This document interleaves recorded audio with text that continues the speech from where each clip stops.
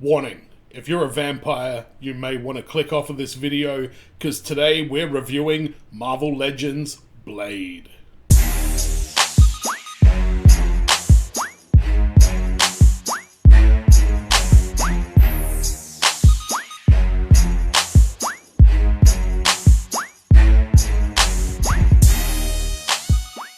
I'm Adam from FWCI Collector's Edition. Thank you for checking out this video. We're going to have a look at the Marvel Knights Mindless One Wave Blade action figure. This came out recently in 2023, and I needed this to complete my Midnight Suns shelf. That was the whole purpose of buying this figure here. Plus, I don't have a Blade. I might have tried to pick it up somewhere, but I got a lot of thoughts about this one. So let's jump straight into it, starting with the packaging. Something to note, looks like back to the old packaging. I don't know what waves this is going to affect or if this is a one-off, but it's interesting to see this wave come out with the old plastic window packaging that we've seen Marvel Legends in for years. First impressions out of the box, it looks very good. I mean, just from a visual standpoint, this is definitely Blade. There's no weirdness to any part of it. You've got the fangs and everything like that. Maybe an extra head would have added a little bit more to it, but we've got plenty of accessories that came with this. Comes with a couple of stakes, comes with a couple of those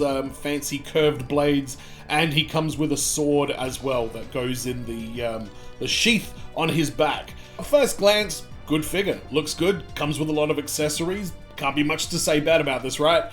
Well, let's have a look at the paintwork first of all, which is pretty easy because, I mean, it's pretty straightforward paintwork. A lot of black on this character. There's really not much else to say about it. The teeth look good, the hair looks good, everything on here checks out. But then we get to the articulation. So you've got double-jointed pinless legs, double-jointed pinned arms.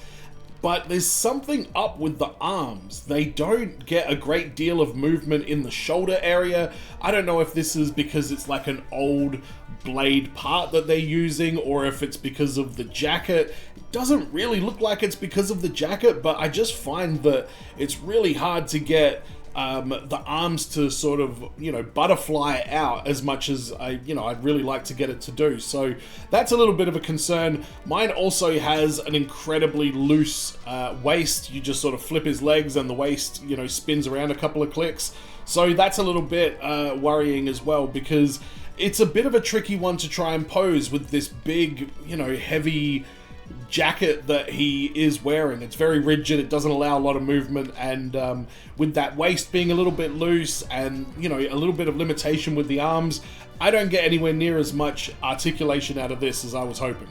So on this channel, I always look at the feet of the action figure, and I call it the Tarantino test, because I think the feet are a very important part of the figure in terms of posing and stability and stuff like that. So I always take a specific moment to look at the feet and sort of see how they are, and he stands up fine. I mean, he passes the Tarantino test, I guess, kind of tentatively, but because it's not so much about the feet, but the jacket just seems to give so much sort of limitation on posing and things like that. And I don't know, maybe I can figure it out over time and things like that, but I don't know. It does kind of lend itself as a bit of a stand if you get his legs crouched and things like that, but I don't know, I'm still just not sold on the jacket and the way it affects the articulation and the arms in particular. Tarantino gives it a yeah, whatever. Have a thumbs up. I mean, my final thoughts are that it looks really good, and if you don't have a Blade in your collection like me and you need one, this is certainly going to satisfy that. But Hasbro need to find a better way to do these overcoats and things like that. They did a really good job with Professor Lizard. He had this really thin, sort of pliable sort of rubber. I'd like to see more of that. And this one does sort of move. Like, it's not completely sort of rigid, but it's because it's kind of shaped, and I think that affects, the articulation too much. Is it shelf-worthy? Yes, it is shelf-worthy, because I love that PS5 Midnight Suns game, and I've been trying to collect the entire roster. Went out of my way to get Magic, went out of my way to get Nico. I've got the Hulk up there as well. I've even got the DLC characters, which for some reason I owned all of those already, which was a shock even to me. And Blade was the final holdout. Actually, I still don't have a Marvel Legends Captain Marvel, but I've got a SH Figure Arts one, which is definitely, you know, filling that gap. So if you haven't played Marvel's Midnight Suns, do yourself a favor and play it. It is awesome. It is so much fun. It's my first like turn-based kind of game that I've really gotten into, so I'm learning a lot about how, you know, the different pluses and minuses work with everything, and even for somebody that's never played a game like that, the storyline and the characters and the moves and, you know, the Abbey, the place you get to explore, it definitely had me hooked in, so I can't recommend that one enough. And with Blade, like I say, if you need him, go get him.